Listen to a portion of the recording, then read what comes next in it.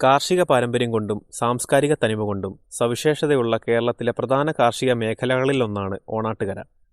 പരമ്പരാഗത കൃഷിയോടൊപ്പം ആധുനിക സംവിധാനങ്ങളും കൂട്ടിയിണക്കിക്കൊണ്ടാണ് ഇവിടെ കൃഷി നടത്തിവരുന്നത്. സാധാരണ പോലെ ഇവിടെ 3 വിള സീസണുകളാണ് ഉള്ളത്. AAU 3യിൽ ഉൾപ്പെടുന്ന ഈ പ്രദേശത്തിലെ മണ്ണ് മണൽ മണ്ണാണ്. ഈ മണ്ണിന് വെള്ളം ആഗീകരണം ചെയ്യാനുള്ള കഴിവ് കുറവാണ്. അതുകൊണ്ട് തന്നെ ആദ്യത്തെ 2 സീസണിൽ നെല്ലും മൂന്നാമത്തെ സീസണിൽ വരൾച്ചയെ പ്രതിഷേധിക്കാൻ കഴിവുള്ള എള്ള് പോലെയുള്ള വിളകൾ ഇവിടെ കൃഷി ചെയ്യുന്നു. ഏപ്രിൽ മുതൽ ഓഗസ്റ്റ് വരെ നീണ്ടു നിൽക്കുന്ന വിരിപ്പൂ സീസണിൽ ഹ്രസ്വകാല നെല്ലിടങ്ങളായ ഭാഗ്യ, ഓണം, ചിങ്ങം തുടങ്ങിയവയാണ് കൃഷി ചെയ്യുന്നത്. എന്നാൽ സെപ്റ്റംബർ മുതൽ ജനുവരി വരെ നീണ്ടു നിൽക്കുന്ന മുണ്ടകൻ സീസണിൽ ദീർഘകാല നെല്ലിടങ്ങളായ ലക്ഷ്മി, ധനു, ധന്യ, സാഗര തുടങ്ങിയവയും കൃഷി ചെയ്തു വരുന്നു. നഴ്സറിയിൽ വിത്ത് മുളപ്പിക്കുകയും അവ ഞാറാകുമ്പോൾ യന്ത്രങ്ങളുടെയോ തൊഴിലാളികളുടെയോ സഹായത്തോടെ വയലുകളിലേക്ക് മാറ്റി നടുന്നു. വളർച്ചയുടെ വിവിധ ഘട്ടത്തിൽ രാസവളങ്ങളും ജൈവവളങ്ങളും നെൽച്ചെടികൾക്ക് നൽകാറുണ്ട്. നെല്ലിലെ പ്രധാന രോഗങ്ങളായ ബ്ലാസ്റ്റ്, പോളരോഗം, പോളയഴുകൽ, കുലവാട്ടം, പുള്ളിക്കുത്ത് രോഗം എന്നിവയുടെ ലക്ഷണങ്ങൾ കണ്ടുവരുമ്പോൾ തന്നെ വേണ്ട നിവാരണ നടപടികൾ സ്വീകരിക്കണം. അതുപോലെ തന്നെ കീടങ്ങളായ ചാഴി, തണ്ടുതുരപ്പൻ, ഓലചുരുട്ടി, പട്ടാളപ്പുഴു, മുഞ്ഞ എന്നിവയെ നിയന്ത്രിക്കാൻ വേണ്ടി കീടനാശിനികൾ ഉപയോഗിക്കുന്നു.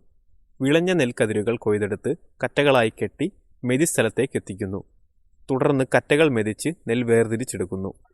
ഫെബ്രുവരി മുതൽ മാർച്ച് വരെ നീണ്ടു നിൽക്കുന്ന 3-ാം മാസത്തെ സീസണിൽ എള്ള്, പച്ചക്കറി, പയർ വർഗ്ഗങ്ങൾ തുടങ്ങിയവയാണ് കൃഷി ചെയ്യുന്നത്. ഓണാട്ടുകര പ്രദേശത്തെ ഏറ്റവും മുഖ്യമായതും പഴക്കമേറിയതുമായ വിളയാണ് എള്ള്. എള്ള് വിത്തിൽ 45 മുതൽ 50% എണ്ണയാണ്. നന്നായി കിളച്ചു കട്ടകൾ ഉടച്ച് നിരപ്പാക്കിയ മണ്ണിലാണ് കൃഷി ചെയ്യുന്നത്. അടിവളമായി 5 ടൺ ജൈവവളം 1 ഏക്കറിലെന്ന രീതിയിൽ ചേർക്കുന്നു.